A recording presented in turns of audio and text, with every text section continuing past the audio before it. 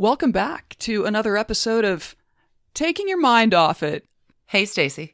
Hey, Alicia. Welcome to Trashy Divorces. Thanks for coming back this week and spending your time with us. Or hey, big welcome if you're tuning in this week for the first time. It is time for some trash candy. We are wrapping up the end of Season 7. Listeners suggested Season 7 divorces, and Season 7 was so trashy. We're doing it all again for Season 8. Keep your divorce suggestions coming to trashydivorces@gmail.com or on any of our social threads, which is Trashy Divorces pretty much everywhere. Yep. So you have a kiss from an English rose this week. I do, making a play on the Kiss from a Rose theme, which pertains a little bit more to your trashy divorce this week. I have the last of the current line of Windsor Mountbatten children, Princess Anne, Princess Royal, as she is known, and her trashy divorce from Captain Mark Phillips back in the day. There's a lot of horses. Lots of horses. More horses than other royal divorces. I don't know if it has as much trash quite as her brother's, but I'll let y'all decide. I don't think we rhymed horses and divorces in your story. That's too bad. We really missed an opportunity. A lot of missed opportunities, turns out. This week, the couple that had it all go wrong, they really are charmers. Yeah, Heidi Klum and Seal, I don't really know what happened, but it happened. And there were some things said afterwards that are very funny, so. Hey, what did we do on Patreon this week? Trash astrology. We had two retrograde episodes. We talked about Mars retrograde. We did, and then my favorite planet, Uranus. Uranus retrograde as well. I did a Dirty Digs on Studio 54, and ooh.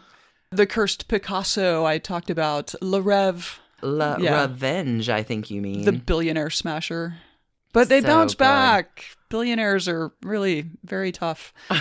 Before we begin the episode, let's take out our magic mirror and give some huge love and thanks to our new patrons this week who got to hear those episodes and like 400 more. Start us out. Thank you to Michelle, Claire H., Stephanie R., Christy L. I'm going to give a big shout out to a mystery patron who is a queen. Thank you. Alex K. and Kayla C. as well. Thanks, y'all. You're the best. Shall we get this rose into bloom? Let's go.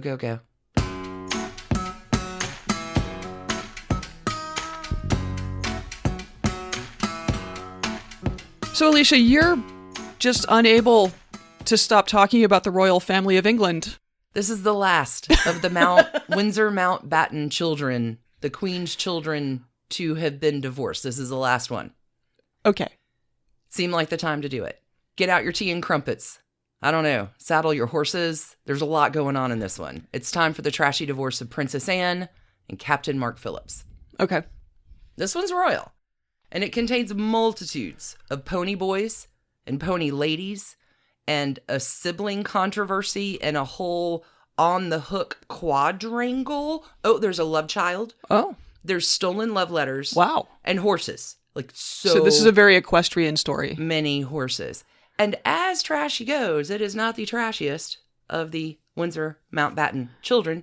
Charles and Andrew have a saddle up on Anne in that one. Andrew in particular. And Anne is not as trashy as her Aunt Margaret with the sex island. Right. So remember that. But we're rounding out Season 7. Princess Anne, Princess Royal, is the second daughter of Queen Elizabeth II and Prince Philip. She's a Leo gal, like her Aunt Margaret. Anne is born August 15th, 1950 at Clarence House. She's not born in Buckingham Palace because her mom is not yet queen. Okay. Anne is born before the queendom happens. It's going to take like another 2-3 years for that to happen, but Anne does have an older brother, Charles, who's very different than Anne. Charles is a sensitive sort of bloke, and Anne is not a sensitive sort of bloke. She is rough and tumble. She likes animals. She's in the Girl Guides. She's a tomboy. She is also second in line to the throne at this point, but her ranking is going to fall down the royal rabbit hole when her brothers Edward and Andrew come along. Anne is 10, when Andrew is born. I was going to say, I felt like it was a 2 sets kind of thing. Very much. Okay. Very much 2 sets of siblings. And Andrew is admittedly Queen Elizabeth's favorite. Anne, on the other hand, holds the middle of her father's heart. Prince Philip will say if it does not fart or eat hay, Anne is not interested. The Princess Royal is the first princess to break tradition and go to boarding school, which she loves the freedom and camaraderie of it all, but not so much the school part. Just isn't where her interest is. Her interest is in horses. Okay. It has always been in horses. It will always be in horses. Okay. And horses are what will bring her to meet her first and future husband, Captain Mark Phillips. He's a September 22 baby, so he's on that Virgo Libra cusp, the cusp of beauty.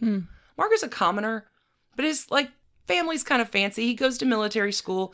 Anna's going to meet Mark at the 1968 Olympics. Where else? Around the horses. And he's dashing and handsome and an excellent equestrian, and all that's groovy. And Anne, at this point, is not attending university. She will begin at 18 working for the family. And most of her dating life is kind of undercover, because she's out doing royal engagements and begins to get this reputation in the press as a Princess Sourpuss.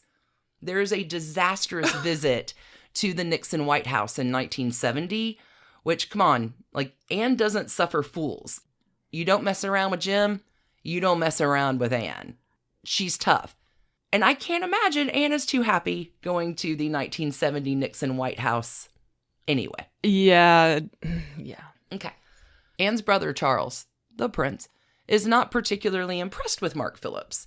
His nickname for Mark is Fog, because he thinks Mark Phillips is thick and wet. Oh, God. Which is not very nice in 1970, but maybe history is going to prove Charles right on this one. I'll let you decide.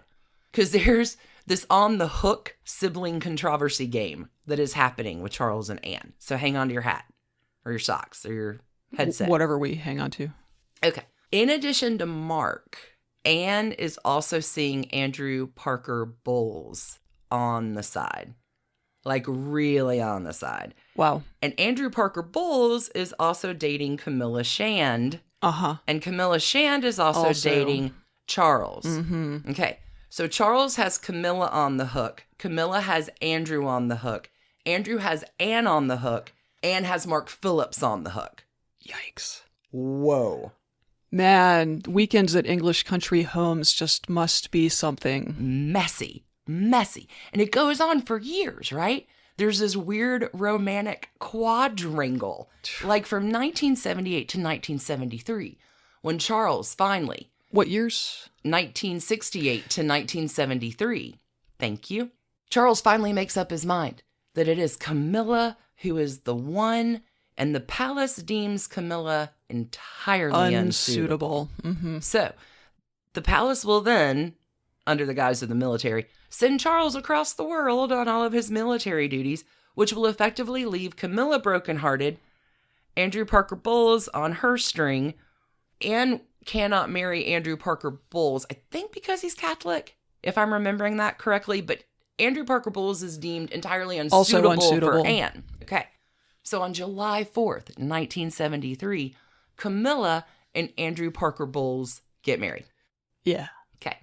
Now, maybe the announcement from the palace in May about the engagement of Princess Anne to her pony boy Mark Phillips may, have precipitated the wedding, but I think that July 4th wedding of Camilla and Andrew prompts the engagement of Anne and Mark Phillips.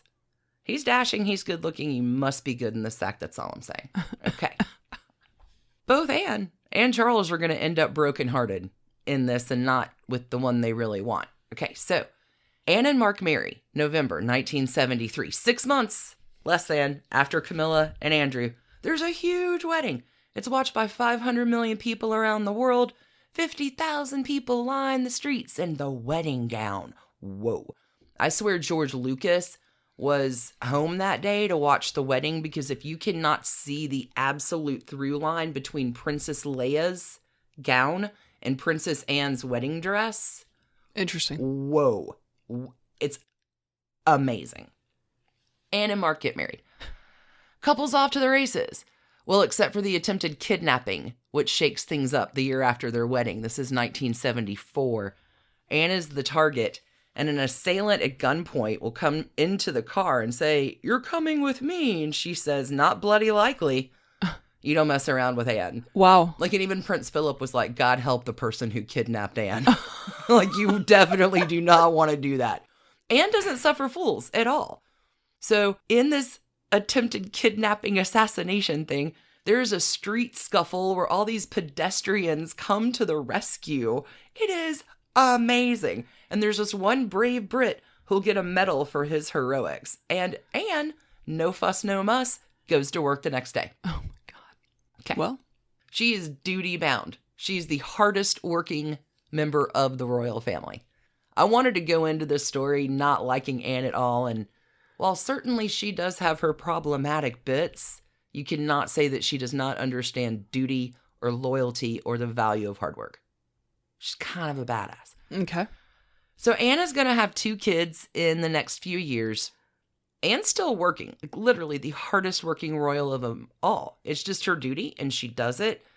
Anne will also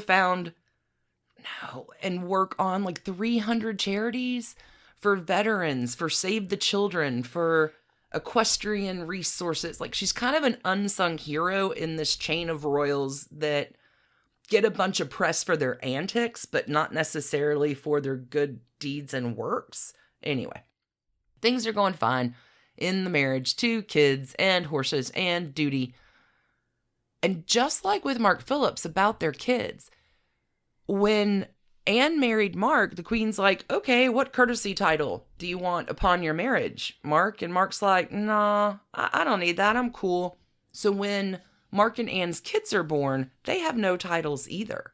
And Anne and her children even stand up for this today. They're like, "We had a normal of a life as we could have because we didn't have those titles." Interesting. Kind of neat. Yeah.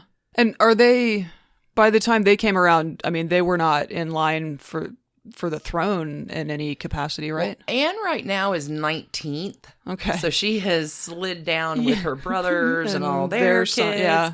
So I think Anne looked at it like it's relatively unlikely that my kids are like, it's just not needed. In case Let of, them be normal. Yeah, in case of emergency, they can be made whatever they need to be, but Yeah, but let them have a normal childhood without, like, there's already going to be enough pomp and circumstance. let's go play with horsies, kids. Well, and that's what her kids do. The whole family is in fucking horses. I mean, not fucking horses, but Sure. so many horses. Okay. So between royal duties and horses, Anne has a lot going on. She will compete in the 1976 Montreal Olympics. Wow. This is where she falls and gets right back up on the horse. No fuss, no muss, man. Fall down 7, stand up 8. Huh. In addition to this, Anne is doing hundreds of royal engagements a year. She works 180 days out of the year being royal, back-to-back engagements, and she takes it really, really seriously.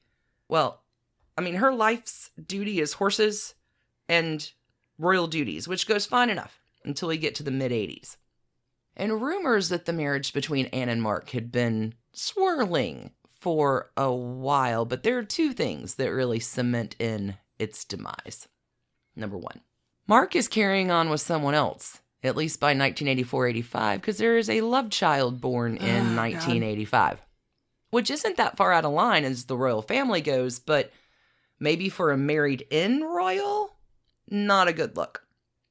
There are a lot of disputes about this and eventually DNA tests which occur, but the DNA tests don't happen until 1991, which is after the next scandal, but the next scandal actually post-dates the love child scandal. See what I mean? So there's a little bit of a time lapse. We don't find out that he is the father of the love child until after Anne's scandal. It's all very scandalous. Okay. Do tell the heart and soul of our little podcast. People mention Mark Phillips' scandal way less than Anne's. So here's what happens with Anne. Let's go to a day in Buckingham Palace when the love letters that are in Anne's briefcase from the Queen's equerry, the Queen's literal pony boy, Timothy Lawrence. God. And Anne are in love. And he and Anne have been in love for a long time. Timothy Lawrence, Pisces boy, he's fallen head over heels in love with Anne. And it's not too hard to guess why Anne might be head over heels in love with him too after the love child and, well, right. Tim's a pony boy. It is said that you should really find someone who looks at you the way Timothy looks at Anne. He is smitten. He adores her. Anne will carry their love letters in her briefcase, and it's all very hush-hush. And her husband's fucking around, and Anne's like, I guess what's good for the goose is good for the gander, until those love letters are stolen out of her briefcase in the inner sanctum of Buckingham Palace. Scotland Yard is going to call in its serious crime squad to investigate. I love the name. Yeah. Serious crime squad. I love it. The vaguely concerning crime squad was unavailable that day. But not that big a deal of crime squad. Okay. So the serious crime squad comes in. They take loads of fingerprints and interview hundreds of staff, right? The thief is never found. But 4 of these letters are printed, and now her affair is out in the open in 1989. Jeez. Mm-hmm. It's going to take a few years to roll through the separation and divorce, but Anne and Mark are divorced in April of 1992. If you remember, back fondly, or not as fondly as the Queen will, on 1992, it is her annus horribilis. It is her horrible year. Out of her 3 kids, right, 2 separate that year, Charles and Andrew, and Anne is divorced that year. But Anne's divorce happens in April, and Mark isn't grubby in the settlement. He walks with like $3 million, and there's no title to negotiate over, right. So kind of one and done. So yay, Anne's free. She will go on to marry her pony boy, Timothy Lawrence, in December of that same year, 6 months later, which isn't so horribilis for her. It'll happen in a small church at Balmoral. There are like 30 guests. It's easy and breezy. She's surrounded in love with the man she loves and her kids. And for real, Anne and Timothy Lawrence happy as 2 clams since then. They found their people. Sure. They love horses. I think that's simple. They're horsey people. They're horse people. Mark Phillips, on the other hand, goes on quite a wild ride. He will marry wife number 2, Sandy Pfluger, in 1997. She's a horse lady, too. And that goes fine enough for a while until Mark, in like 2007, starts stepping out with another pony lady named Lauren Huff. Fun fact, Lauren is 6 months older than Mark's oldest child, coming in at Mark's junior of 28 years. So Mark and Lauren, like, keep up this secret for a while. They both line up jobs coaching the Olympic team. Mark and Sandy, wife number 2, will divorce in 2012. And Mark, currently today, still with Lauren, who's a jumper. Like, she competes for big money. I've learned a lot about horses this week. There are jumpers, there are hunters, and then there's polo horses and racing horses. There are a lot of different horses that do a lot of different things. Lauren is a jumper. Mark is currently designing racing courses for horses in Palm Beach. I told you this story had a lot of ponies, man. Sure. Didn't really know that was like a job people would have, but I guess. Yeah, he actually seems like he is very in tune to designing racing courses and is very concerned with where bushes are set up because horses will see in shadows. So if they're running the same course, he seemed very concerned about what the horses saw. I thought that was kind of nice for him. Yeah. And on the other hand... Is his business called Racing Courses for Racing Horses? Because I think you really missed something if it's not. Anne, Princess Royal, on the other hand, is blissfully happy on her country estate. She has 4 granddaughters. She rides on the daily with her kids and her granddaughters who are on the estate too. Now in COVID, they've all been... Oh, sure. Horses are my life, yo. Anne is consistently ranked the hardest working royal until last year when that Charles overtakes her by 14 engagements. He, for the first year ever, overtakes Anne putting in 521 engagements to her 506. Jeez. Busy lady. Yeah. Does a ton of charity. Super involved. She's a Leo girl. She's committed to her duty and her horses too. Anne celebrated her 70th birthday last month in August. It's pretty low key this year, but Anne has no plans of stopping anytime soon. I find most of the problematic parts about Anne are in regard to her stance on the younger generation of royals. So there are lots of juicy bits in Trashy Tidbits this week coming up, and lots of threads that I've dropped in this one that we'll follow up on that weren't necessarily divorce related, which are still pretty trashy for Tidbits on Monday. Was Princess Anne one of the people who was famously rolling their eyes when the Trump family visited? Was she part of all of the... She was caught in the quadrangle of international leaders laughing about him at the palace reception. Yes. Anne's cheeky. Oh, yeah. There's also Anne behind her mom in the background doing the, what do you want me to do, Mom? Yeah, okay. Tell me what you want me to do. Now I know which one she is. That's Anne. As divorces go, secret love letters investigated by the Serious Crime Squad, and a love child while married to Princess Royal. Right. This one ranks pretty high. But again, not as high as her brother's. Yeah. So, as trash cans go, I'm just going to throw just some trash cans in shades, right? There's bushes shading them so the horses can understand where the trash cans are to make a proper clean jump. Sure. I don't know how many that is. I guess it's going to depend on per course. But legit, Anne's a fall down 7, stand up 8 kind of gal, and I respect that. In every video I've ever seen of her, she gets back up on her horse. And what's funny is, like, she'll get tossed, and there's this one course, and people come racing in. They're not checking on her. They're checking on the horse. Well, horses are very valuable. So it was amazing. And Anne gets up, pip, pip, shakes herself off. Like, unless you're bleeding, or even if you are bleeding, you get back up on the horse and ride. So I think Anne is a testament to us all. Fall down 7, stand up 8. Get back on the horse and ride. Do the damn thing. All right. That's Princess Anne and Mark Phillips, Pony Boy. All right. You're right. It's a whole generation of royals that this podcast has now documented. Well, and honestly, if we really wanted the interesting story, after the way that all the people raced out to check on the horse instead of the princess, I have a feeling that horse has a more documented and further back lineage than any of the royals that we could go that's back funny. to. Dude, right? Maybe, yeah. Horses, y'all. Horses. And horse people. All right. That's Princess Anne and Captain Mark Phillips. I am done with the current children in the Windsor Mountbatten family. I think Edward and Sophie are hanging in great. I'm solid.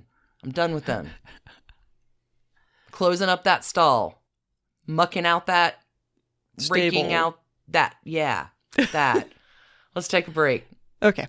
Back in a minute. We're in some tough times, friends, and happiness sometimes seems really hard to achieve. It's a lot easier with some help, and we recommend BetterHelp Online Counseling.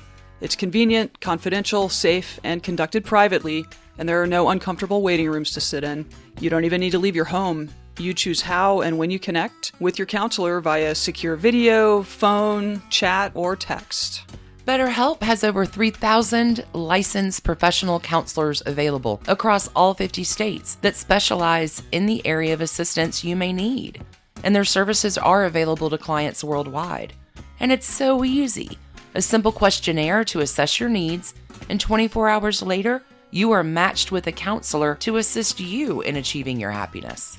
BetterHelp is an affordable way to get counseling. It's less expensive than traditional options, and it offers financial aid to those who qualify. If you are not happy with your counselor, you can request a new one at no extra cost. Secure, convenient, professional, and affordable. It's a great time to put your happiness first. Just visit betterhelp.com/trashy to get 10% off your first month. Join over 1 million people taking charge of their mental health with BetterHelp. That's BetterHelp, H-E-L-P, betterhelp.com/trashy. Stacie, you're bringing us this week the divorce of the music star and the model? Yes, the music star and yeah, we'll go with that. It's a trashy trope. We'll go with that. Technically, this is from the How Could Something So Right Go So Wrong files, but... Tell me. Yeah, so this is the sort of trashy split of singer Seal and model and Project Runway person Heidi Klum. Their marriage lasted about 7 years, although the divorce took a couple years to finalize. Produced 3 kids, and Seal seems to have really relished taking on the role of dad to Heidi's daughter from an earlier relationship. So there are 4 kids that he's adopted her. Okay. So there are 4 kids. When it ended, we were treated to some kind of ticklish lines from a guy better known for kissing roses or whatever. So before the trashy, let's get them together. First, Seal, who was born Henry Olusegun Adeola Samuel in London on February 19th, 1963. He's an Aquarius. That would be hard to learn how to spell in kindergarten. Yeah. His childhood was absolutely rotten. His parents were apparently unready to be parents, so his mother placed him in foster care as a baby, where he remained until he was 4. And this seems to have been like a great placement for him. He had a bunch of foster siblings, and he was very happy over in Essex. And then suddenly his mom pops back up and takes him back to ye old London town. Oh, no. So he was immediately cut off from foster parents and, again, the 4 foster siblings.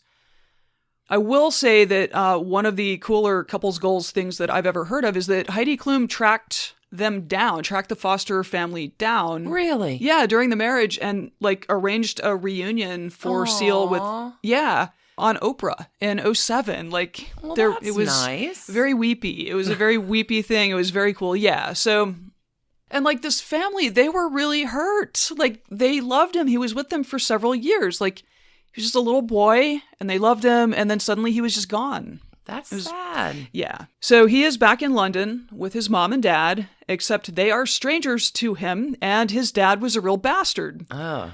So when Seal is 6, his mother is deported back to her native Nigeria. Like, the abandonment that this child has experienced here, and he would ultimately leave home at 15 to get away from his violent father. Yeah, no wonder. Then his father died when Seal was still a teenager. This is like the most Dickensian childhood story I've heard of lately. It's terrible. So Seal had a string of jobs. He studied architecture.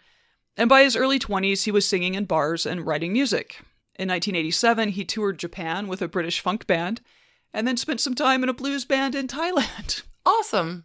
Traveled around India and then came back to England and recorded lyrics for DJ and producer Adamski's 1990 UK chart topper, Killer. That was really all it took. A record label snapped him up, and in 91, he released Seal, the album, which launched the song Crazy into the top 10 in the US and the UK. The following year, he won in 3 categories at the Brit Awards for Best British Male, Best British Video for Killer, and Best British Album for Seal. Fantastic. Yeah, like it's everything coming up roses, right? So then he was just a famous, if very private musician. He dated Tyra Banks for a minute in the 90s, and I think he just really built a reputation for being a low-key kind of guy. The Guardian has called him the reluctant pop star. But there would be some stories in the aftermath of his time with Heidi that call his even-tempered reputation into question. Oh my. Let's get to her. Heidi Klum, no middle name, is a decade younger than her future second husband, born June 1st, 1973, a Gemini, outside of Cologne in then West Germany. Toward the end of high school, a friend talked her into enrolling in a nationwide modeling contest, which I think just they snapped some pictures of her and sent them. I don't think it was any kind of involved process. April 29, 1992, she is announced as the winner. And the prize was a $300,000 modeling contract. Holy cats. Yeah. Her dream had been to do fashion design, which obviously she, like, Project Runway is sort of a dream of hers long term. Make it work. Mm-hmm. It was like, go to college and study fashion design or take the $300,000 contract. So as soon as she graduated from high school, she accepted the contract. Makes sense. That was kind of it. Yeah, within a few years, she was on the cover of Sports Illustrated swimsuit issue. She became the first German Victoria's Secret angel. I did not know that was a thing. Yeah. And she has successfully parlayed modeling into acting and as a TV host on Project Runway and Germany's Next Top Model, and as a judge on America's Got Talent. Heidi's first marriage was to a stylist in 1997, but that was over by '02. And the next year, she started seeing the Italian managing director of Renault's Formula One racing team. Oh. A dude who's 23 years older. My. December '03, she announces that she's pregnant, but then almost immediately breaks up with the guy because allegedly he cheated on her. Reportedly, he cheated on her. Anyway, they break up. Soon after, she's in New York City, staying at a hotel, sitting in the lobby with a friend. It's early 2004, and in walks Seal, 6'4" tall, of fresh from a workout Seal. Yeah. And her friend knows Seal, so introductions are made. And now we have 2 smitten kittens. And they were really smitten, too. They were super into it. Keep in mind, Heidi is pregnant at this very moment, which is like just a super interesting situation to kick off a relationship in. Right? But apparently Seal's a great dude, and he was present for the birth of Heidi's daughter. Yeah. Wow. Yeah, in May of '04, in December, Seal, who is an avid snowboarder, or was at the time, I don't know what his current interests are, he had a giant igloo constructed in the Canadian Rockies. Okay. And then they flew out there in a helicopter, hop out of the helicopter, Seal's got his guitar, plays her a song, drops to one knee. Oh my. Pops the question. If you're wondering, this igloo was like a full-size structure, and it had a bed, blankets, candles, roses inside. Well, I would hope so. Don't know why the igloo. Don't know. They married in front of 40 guests on May 10th, 2005 on a beach in Mexico. They would renew their vows on their anniversary every year. During the marriage, Seal said that this was just like a fun party that they had, and they would take like an hour out and just take the kids someplace private and do vows. Sometimes it was a little different. '09's was white trash themed, and an Elvis impersonator conducted the ceremony for them. I love this couple. I mean, yeah, right? Yeah. After the divorce, Seal would kind of say that the publicity around the vow renewals were hard for him because he's very private. Being private is very important to him. Okay, so it is also worth noting these 2 were elaborate celebrators of Halloween. Oh. And pictures of them over the years together are ridiculous and charming. In 2006, Seal donned a long blonde wig and a brown dress covered in leaves, while Heidi wore a giant apple costume with a humongous snake coiled around it, and like its head was on her head. Anyway. She was criticized a little bit in '08 for like an extremely A+ costume of the Hindu goddess Kali, including 6 extra arms, a belt of severed hands, and being thoroughly blue. Oh. Mm-hmm. Yeah, several Hindu leaders called that denigrating and kind of reasonably rejected the idea that their iconography should be used that way. Fair? Yeah, fair. That's fair. Okay, so in 2009, Seal adopted Heidi's first daughter. Okay. There were 3 other children, so 4 in total. Look at him being a family man. Yeah. Recreating the family that he wasn't. Oh, that's interesting, yeah. Yeah. Look at you. Everything seemed perfect, but of course nothing is ever perfect. Yeah, so what happens? I love this couple. How did it go wrong? January 2012, after about 7 years of marriage, they released a statement announcing the end of the marriage, citing that they had grown apart. And they both played it pretty cool for a while. In March of that year, Heidi told Elle magazine, "I don't want to talk positively or negatively about the ups and downs that we had. Every couple goes through things. Unfortunately, we're in the public, so the highs are out there. But I don't think it's necessary, especially for our children, to have the lows being printed in magazines and talked about." But time passed, and oh no, things changed. I don't know. So during their marriage, Seal spent a lot of time on the road. Obviously, this is part and parcel of his job. But apparently, Heidi began to feel like she was both a mom and a dad, and with 4 kids, that is a lot to be. A lot of work. 8 people, basically. So she would later say that his prolonged absences meant that, like, in terms of becoming a single mom, nothing really changed. Oh. Yeah, that's tough. Weirdly, also, one of Seal's ex-girlfriends came forward around this time to say that he had a vicious temper and that he's a total hothead, and some of Heidi's friends apparently whispered to TMZ or whatever that that was part of it, but I don't know. It's definitely at odds with his public persona, so who knows. A bigger issue may have been that maybe Heidi found some solace with their personal bodyguard while Seal was away. Oops. In the fall of 2012, it was reported that Heidi had started dating the bodyguard. And, at this point, they've been split up since January. But Seal was approached about it by a reporter. Oh, no. And he delivered this charmer of a line, quote, "Whilst I didn't expect any better from him, I would have thought Heidi would have shown a little bit more class and at least waited until we separated first, before deciding to fornicate with the help, as it were." I love a good whilst. Fornicate with the help. Whoa. Okay, so maybe he does have a little bit of a temper. He would later try to clean that up, saying that he did not mean to imply that she had cheated during the marriage. She insists that didn't happen. Yeah, she never looked at another man while they were together. The divorce was finalized in 2014. The relationship with the bodyguard fizzled out, but Heidi Klum would find love again, marrying musician Tom Cowlitz in 2019. Ah. Seal has not remarried, and again, being famously very private, it's not really clear what his post-divorce love life has looked like, if he's up to much of anything. He says that relationships, even with his kids, relationships are the hardest thing that he deals with, which makes perfect sense given his imago. Given the childhood. Mm-hmm. Yeah. Both of them have publicly spoken about putting their kids first and the challenges of co-parenting with an ex, as well as praising each other as parents. But there is a current legal fight happening around their kids. Oh, no. Yeah, so Heidi became a U.S. citizen in 2008. She's a dual U.S. and German citizen. She's supposed to shoot Germany's Next Top Model later this year, and then the first part of next year in Germany, of course. She has asked a court for permission to take the kids with her to Germany for the duration, which prompted a strong rebuttal from Seal, who is arguing that because of pandemic-related travel restrictions, they may not be able to return to California as planned, or that Heidi, who's a German celebrity too, might just move there with his kids. And those are valid fears.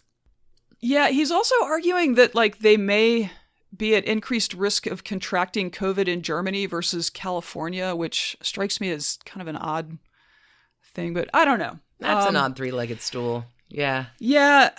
For her part, Heidi is arguing that Seal doesn't really see the kids that much. So, what would be different?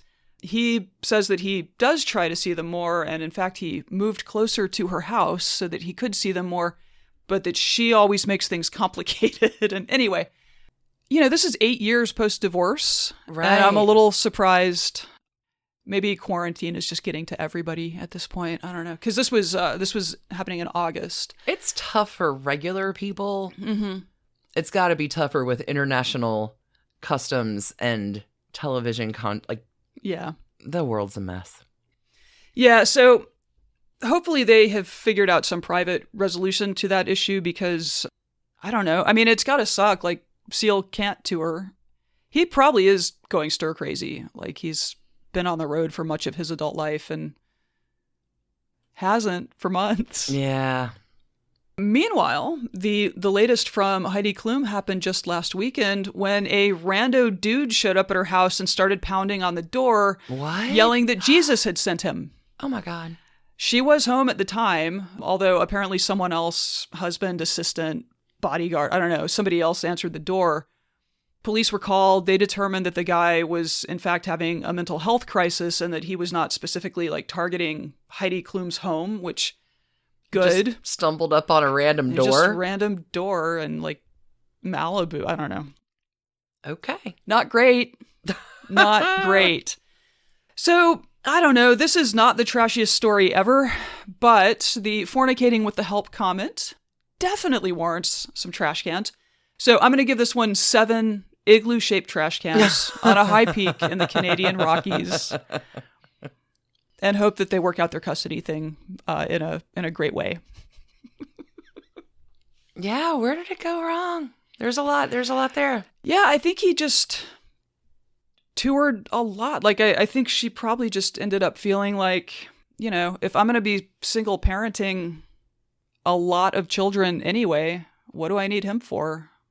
That's not the most uncommon thing that happens. No. Stacie, well done. Thanks for that. You made that work. Yeah. No more kisses from roses, I guess. Yeah, I'll prick you. They're thorns and everything. I can't believe that wraps up season 7. Oh, yeah, it does. It does. Look at us. Look at us. Don't worry, we'll be back next week for season 8. Yeah, we're not even taking a week off this time, so. However, if you need more trash candy in the meantime, just want to remind y'all we're spinning a whole trash candy universe over on Patreon. You can go to patreon.com/trashydivorces. There are almost 400 episodes that live over there. And it increases every week. I mean, we add we're about spinning 5 things a week. Yeah, we are about to explain. So we just expanded our levels and reintroduced our $2 tier. And so for $2 a month, you can get early ad-free episodes of the podcast, as well as Trashy Tidbits every Monday. $5. It's going to get you access to all of the previous limited series, Fun with Dunn, Trashy Tutors, Ocean's 11, Side Pieces, as well as the current monthly series that are happening, along with our Trashtrology episodes. This is your Tuesday drop every week. At the $10 level, you get some sweet stickers, as well as access to Wednesday episodes and everything at the lower tiers too. Like, oh yeah, all of these, yeah. They accrue, they accrete, they congeal. Our Trash Candy connoisseurs at the $25 level, they get episodes on Thursday as well. These are deeper dives, Church of the Flaming Dumpster Fire, Trashy Family Values, my sister series, Dirty Digs. Also a nifty exclusive tote and an invite to come every month to our live from the living room hangout sessions. That's going to be happening next Sunday. It is, yeah. The 27th for September. I'm excited about that. It's our favorite Zoom call of the month. It is our favorite Zoom call of the month. And we are introducing a new tier. Would you like to explain what happens at the $50 level? So $50 will give you the opportunity to pick your own divorce for the Sunday episode, as well as which one of us gets to cover it, me or you. Maybe a few other benefits to coming to that level as well. Also, every level, 2, 5, 10, 25, 50, all get shout outs in the Magic Mirror. Sure. Every Sunday as well.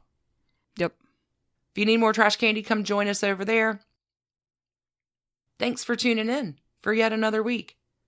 Get back up on the horse, y'all. Fall down 7, stand up 8. You're doing great. Have a great week. Can't wait to catch you back for season 8 next week. And until then, please wash your hands. Lots and lots of hand washing. And keep that heart just as trashy as you can. That's sound advice, Stacie. Sound advice. Or just keep your heart in a trash can. We're not going to judge. Cheers, everybody. Make it a great week. And we'll see you Sunday. See you next Sunday. Keep it trashy, friends. Bye. Bye. Trash Pandas, thanks for listening. Trashy Divorces is written and produced by us, Stacie and Alicia, for Hemlock Creatives. You can contact us at trashydivorces@gmail.com. Our art is by Sydney V. Smith, sydneyvsmith@carbonmade.com. And our music is used with permission of Ratsy. You can find her at Ratsy's store on Instagram. Check out episode sources, photos, soundtracks, merch store, and more at trashydivorces.com. Need more trash candy? Our Patreon community includes some of the bestest humans around, as well as a bunch of bonus content every week. Join the fun at patreon.com/trashydivorces. Last but not least, come play with us on social. We are at Trashy Divorces at Instagram, which Alicia mostly runs. Twitter, which Stacie mostly runs. And on Facebook, which we split. We also have a Trashy Divorces discussion group on Facebook if you want to chat with other Trashy Divorces listeners. Thanks again for listening. Keep it trashy, y'all.